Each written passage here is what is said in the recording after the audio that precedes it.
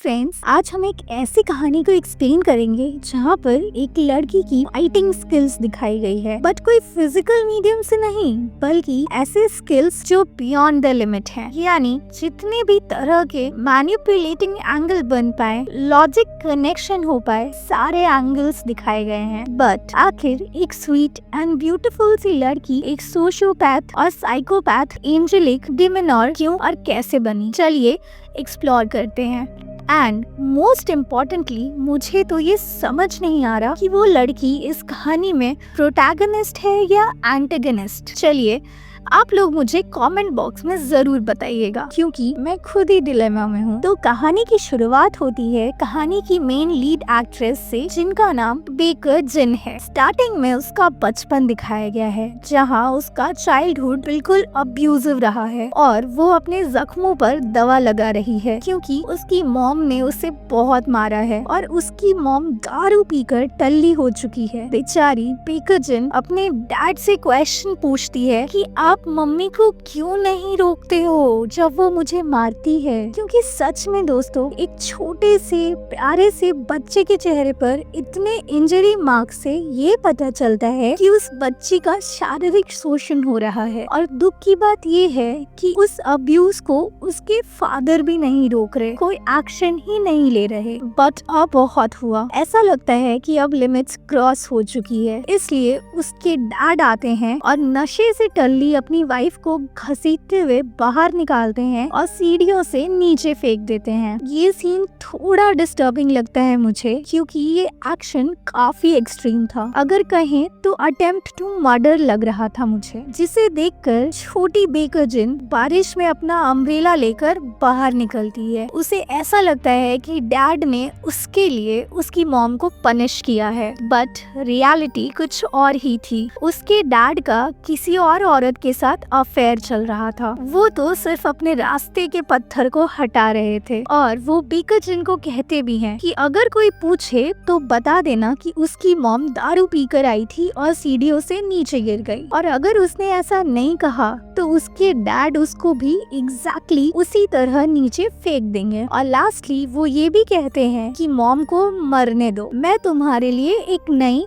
और rich mom लेकर आऊंगा जो तुम्हें मारेगी भी नहीं। अब इसके बाद बेकर जिन अपनी खून से लथपथ मॉम के पास जाती है और उसकी मॉम एकदम अधमरे कंडीशन में रहती है। वो बेकर जिन को देखकर कहती है, प्लीज हेल्प करो, एम्बुलेंस को बुलाओ। बट वो वहाँ से एक हर्टलेस क्रूअल इंसान बनकर चली जाती है। यानी ये सीन खुद में एक डेप्थ थॉट वाला सीन है। मतलब एक छोटी सी बच्ची के अंदर इतनी क्रूअल्टी आ चुकी है कि वो अपनी माँ को देखकर भी उसे दया नहीं आ रही। एंड अनफॉर्चुनेटली उसकी मॉम वहीं तड़प तड़प कर मर जाती है। अब कहानी प्रेजेंट में आती है, जहाँ बेकर जिन एक बहुत फेमस और रिच ग्लैमरस एक्ट्रेस बन चुकी है। वो रेड कार्पेट में चलती है, चारों तरफ लोग उसकी फोटोज खींच रहे हैं। यानी इतने हार्श और पेनफुल पास्ट के बाद भी वो एक सक्सेसफुल एंड ग्लैमरस एक्ट्रेस बन तो चुकी है, बट उसे एक हेल्थ इशू है, एंटी सोशल पर्सनालिटी डिसऑर्डर। और वो इस डिसऑर्डर को अपनी सक्सेस का बेस बनाती है। और इसी के साथ कहानी एक पास्ट इवेंट को दिखाती है, यानी ईयर 2016 की स्टोरी, जहां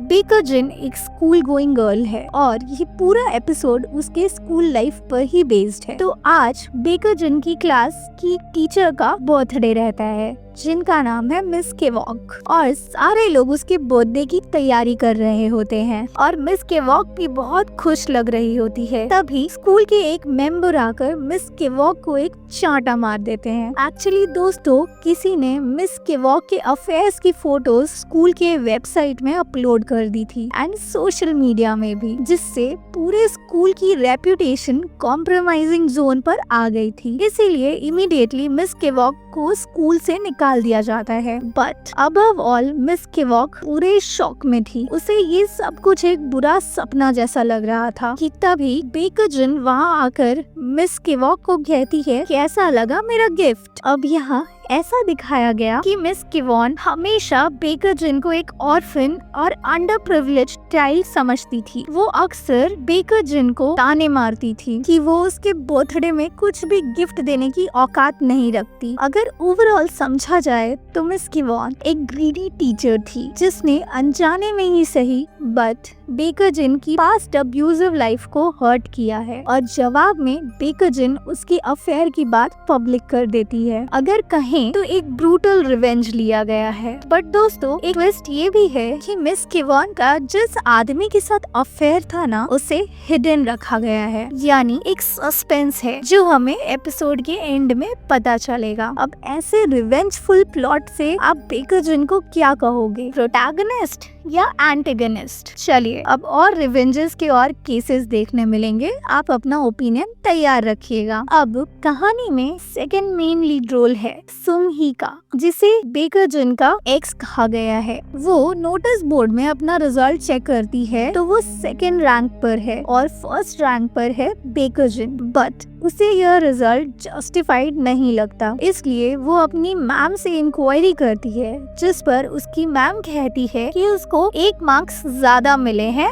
आर्ट्स के प्रैक्टिकल में। लेकिन सुंग ही को आइडिया लग जाता है कि बेकर जिन उस आर्ट टीचर को मैनिपुलेट कर रही है, इसलिए उसे अच्छा नहीं लगता और तब एक लड़का आकर उसे वहाँ से ले जाता है। उसके बाद से सुंग ही डायरेक्ट कन्फ्रंट करती है बेकर जिन को कि तुम्हारा कोई चक्कर चल रहा है ना आर्ट टीचर से, क्योंकि तुम्हें मार्क्स भी ज्यादा मिले हैं आर्ट्स के प्रैक्टिकल में। बट यहाँ बेकर जिन एक हैमरिंग लाइन कहती है, जो दूसरे के लाइफ में ज्यादा इंटरफेयर करते हैं वो लोग जल्दी मर जाते हैं। और ऐसा कहने से सुंग ही थोड़ी देर के लिए एकदम से डर जाती है। उसके बाद अप्रेजल मोमेंट बनता है। बेकर जिन को पूरे स्कूल में टॉप करने के लिए कांग्रेचुलेशंस दिए जाते हैं, बट इन रियलिटी शायद टॉपर सुंग ही को होना चाहिए था। यहाँ मुझे कुछ शेडी सा लगता है। उसके बाद टीचर एक मेजर अनाउंसमेंट करती है कि उसके स्कूल में डिबेट कंपटीशन होने वाला है और हमेशा की तरह सिर्फ 2 ही स्टूडेंट्स इस डिबेट कंपटीशन के लिए प्रिपेयर करेंगे। पहला नाम था सुंग ही का और दूसरा नाम था यूनजू सियो का। बट जैसा कि मैंने स्टार्टिंग से ही बताया है कि बेकर जिन की मैनिपुलेटिंग स्किल्स काफी तगड़ी थी,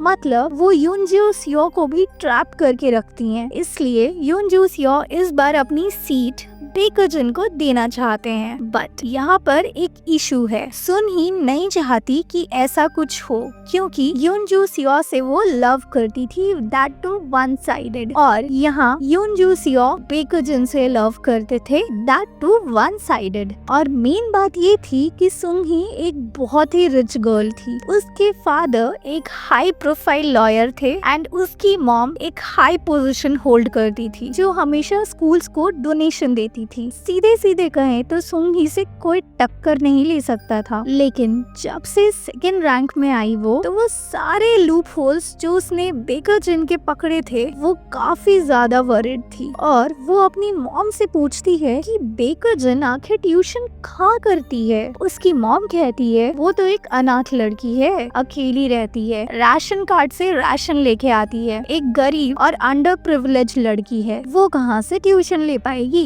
इन बातों से सुन ही को थोड़ी सी हिम्मत मिल जाती है। उसके बाद नेक्स्ट सीन में यूनजू सियो बेकर जिन के घर जाते हैं, उसके साथ टाइम स्पेंड करते हैं, उसका ख्याल रखते हैं। मुझे तो यूनजू सियो भी एक साइकोपैथ ही लगते हैं, मतलब जोड़ी अच्छी बनेगी दोनों की, बट इस बीच में पिसेगा कौन? सुन ही। एनीवेज लेट्स सी आगे क्या होता है। अब नेक्स्ट डे सुन ही पूरी क्लास में बेकर जिन को ऑर्फन वाली स्टोरी शेयर कर देती है और ये खबर क्लास से होते हुए पूरे स्कूल में फैल जाती है एंड अल्टीमेटली इसका कॉन्सिक्वेंस ये होता है कि स्कूल की डिबेट कंपटीशन से बेकर जिन का नाम विथड्रॉ कर लिया जाता है। क्योंकि दोस्तों आज भी हमारी सोसाइटी में ऐसा स्टिग्मा लगा हुआ है कि एक ऑर्फन बच्चे को सही डिग्निटी नहीं मिलती, और यहाँ तो बेकर जिन पूरे स्कूल को रिप्रेजेंट कर रही थी, बट उसके फैमिली बैकग्राउंड के लिए उसे ऐसा जज किया जाता है। उसके बाद एक मिस्ट्री ये भी थी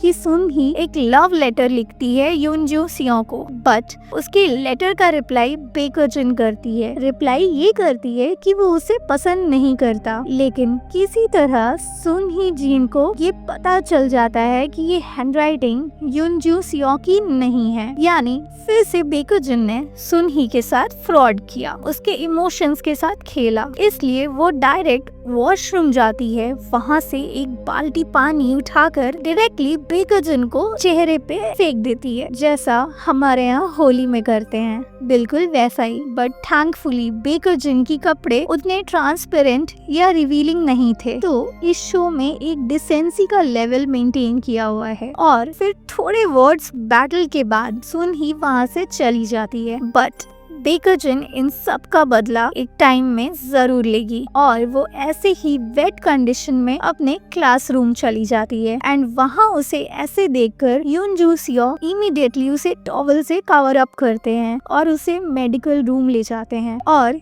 इन सब का बदला लेने के लिए यूनजू सियों भी रेडी रहते हैं। इसलिए नेक्स्ट डे वो सुन ही को टेरेस पर बुलाते हैं और झूठी प्यार की प्लॉटिंग शुरू कर देते हैं कि उसको भी उससे बहुत प्यार है एंड ब्ला ब्ला ब्ला, ताकि वो उस लड़की को अपने लव ट्रैप में फंसा पाए। एंड सुन ही इजीली उनकी बातों में आ जाती है और फिर एक प्लॉटिंग तैयार की जाती है और उस प्लॉटिंग में ऐसा फ्रेम किया जाता है कि सुन ही को पूरी क्लास के सामने एक चोर बनाया जा सके। उसके एथिक्स, उसके पेरेंट्स के सपोर्ट और उसका प्राइड सब कुछ तोड़ा जा सके, बर्बाद किया जा सके। एंड गेस व्हाट, होता भी एग्जैक्टली वैसा ही है। यानी बेकजिन ऑलरेडी ही अपने हनी ट्रैप में दो लड़कों को फंसा चुकी होती है, एक यूनजू सियों और दूसरा किम जेओ। एक बात मैं कहना चाहूंगी कि एक लड़की इतनी इजीली लड़कों को हनी ट्रैप कैसे कर लेती है? क्या किसी लड़की के पास इतने भयानक सुपर पावर्स रहते हैं क्या? मुझे याद है कि मिया खलीफा ने एक वायरल टिकटॉक वीडियो में कहा था that men are the easiest thing in the entire world. If you're wondering how you and other women got the same men, it is because men are the easiest thing in the entire world. और उसके बाद उन्होंने ये add भी किया कि I have never wanted a man and not gotten him. There has never been a single man that I have wanted that I have not gotten. Because men are really cheap. दोस्तों, ये line किसी एक man के ऊपर नहीं थी, बल्कि entire man community के ऊपर टारगेट किया गया था। एज अ गर्ल मैं तो इतना ही कहूंगी कि स्ट्रॉन्ग बॉडी बनाना इजी है, पर strong mind banana is very tough. और जो आदमी अपने इमोशंस पे कंट्रोल कर लेता है ना, वो दुनिया का सबसे पावरफुल इंसान बन जाता है। देखो, आज के टाइम पे सब कुछ इंस्टेंट है, instant food, instant fame, instant relationship, instant breakup. पर एक चीज जो मिसिंग है वो है रेजिस्टेंस, यानी पेशेंस, कंट्रोल और अपने स्टैंडर्ड्स पर टिकने की ताकत। दोस्तों, दुनिया उन्हीं को सीरियस लेती है जो अपनी फीलिंग्स पर कंट्रोल रखते हैं, जो सब कुछ देखकर भी रिएक्ट नहीं करते, जो सब कुछ चाह कर भी वेट करते हैं। अपनी रेजिस्टेंस लेवल बढ़ाओ, क्योंकि आज के टाइम पे पेशेंस ही लग्जरी है और डिसिप्लिन ही रियल मैस्कुलिनिटी। जब तुम अपने इमोशंस के मालिक बन जाओगे ना, तब दुनिया आपके डिसीजंस की स्लेव बन जाएगी। फोकस पर टिके रहना, डिस्ट्रैक्शन से दूर रहना और सबसे इम्पोर्टेंट, अपने स्टैंडर्ड्स को कभी लो मत करना, क्योंकि मेन इजी नहीं होते, मेन रियल होते हैं, ऐसा मुझे लगता है। बाकी आप लोग अपना ओपिनियन कमेंट में जरूर बताना। ओके, बहुत हो गई ज्ञान की बातें, let's get back to the story. अब पूरे क्लास में सुन ही को ही चोर पकड़ा गया और उसका वीडियो बनाकर वायरल कर दिया गया। उसके सेल्फ रिस्पेक्ट और उसके सेल्फ एस्टीम की धज्जियां उड़ गई। उसे ऐसे फ्रेम किया गया था, ऐसा सुन ही को डिसीव एंड मैनिपुलेट किया गया कि वो बेचारी कहीं भी अपने आप को डिफेंड नहीं कर पाई। मतलब सारे एविडेंसेस यही प्रूव कर रहे थे कि रियल थी सुंग ही है। एंड ऐसी बातें क्लासरूम तक तो नहीं रहती, सीधा वीडियो बन जाती है आज के इस सोशल मीडिया के एज में एंड तुरंत अपलोड भी की जाती है, यानी मिनट भर में वो वीडियो वायरल हो जाती है and victim soon he completely devastated, emotionally and mentally shattered feel करती हैं एंड उसका जो सबसे बड़ा प्राइड था, उसके टॉप रिच क्लास पेरेंट्स, वो भी अपनी बेटी के सपोर्ट में नहीं आते। यानी एक ही टाइम में सुन ही का प्राइड, सेल्फ रिस्पेक्ट और सेल्फ एस्टीम सब डैमेज हो चुका है। अब यहाँ लास्ट में एक बार फिर सुन ही एंड डेकर्जन का फेस ऑफ होता है। यहाँ डेकर्जन उन सारी बातों का जिक्र करती हैं कि कैसे उसने उसके फैमिली बैकग्राउंड के ऊपर एलिगेशंस लगाए, उसका डिबेट कंपटीशन से नाम विड्रॉ करवाया, उसके ऊपर एक बाल्टी पानी फेंका, उसके खाने पर सॉस गिरा दिया। यानी डेकर्जन यहाँ अपना जस्टिफिकेशन दे रही है, उसने जो कुछ भी किया सब कुछ एज अ कॉन्सिक्वेंस है सुनही के एक्ट्स का। लेकिन अब भी सुनही हार नहीं मानती है, वो अब भी कहती है कि उसके पास मोस्ट पावरफुल पेरेंट्स हैं, वो इसका बदला जरूर लेंगी और डेकर्जन के पास कोई नहीं है। कितने दिनों तक वो लड़के को अपने फायदे के लिए मैनिपुलेट करेगी। एक दिन आएगा जब सब कुछ सुनही के अकॉर्डिंग होगा। लेकिन यहीं डेकर्जन अपना मोस्ट डिस्ट्रॉइंग अटैक कर डालती है। वो कहती है कि पता है तुम्हें मिस केवॉन का अफेयर आखिर किसके साथ था। दोस्तों, आप लोगों को याद होगा एपिसोड की स्टार्टिंग में ही ये कांड हुआ था कि मिस केवॉन की अफेयर की बात पब्लिक हो गई थी एंड उसे स्कूल से निकाल दिया गया था। मिस केवॉन का अफेयर और किसी के साथ नहीं बल्कि सुन ही के father, most honoured lawyer of the city के साथ हुआ था। और अगर तुम्हारे फादर के ऊपर एक अय्याश अनफेथफुल वाला टैग लग गया तो फिर तुम्हारा क्या होगा। इवन कि उनका खुद का लॉ फर्म भी उसे नहीं बचा पाएगा एंड अल्टीमेटली तुम बन जाओगी एक हीफ डॉटर, एक अय्याश बाप की, जो कितना शेमफुल होगा। जो तुम हमेशा अपनी डैड की बड़ाई करती हो ना, सब खत्म हो गया है। तो अच्छा था तुम भी मेरी जैसी ऑर्फन ही रह जाती। और इसी के साथ ये एपिसोड यहाँ पर एंड हो जाता है। ये पूरा एपिसोड एक रिवेंज स्टोरी के ऊपर बेस्ड है। कई बार ऐसा लगेगा कि डेकर्जन का रिवेंज जस्टिफाइड तो है, तो कई बार सुन ही के ऊपर आपको सॉरी फील होगा। बट स्टोरी ऐसा प्रेजेंट किया गया है कि एक ही टाइम में विक्टिम कौन है और विक्टर कौन है, ये डिलेमा चलते रहता है। आप लोग मुझे कमेंट बॉक्स में जरूर बताइएगा कि आप विक्टिम किसे मानते हैं। तो मिलते हैं नेक्स्ट एपिसोड में। Till then take care, thank you so much.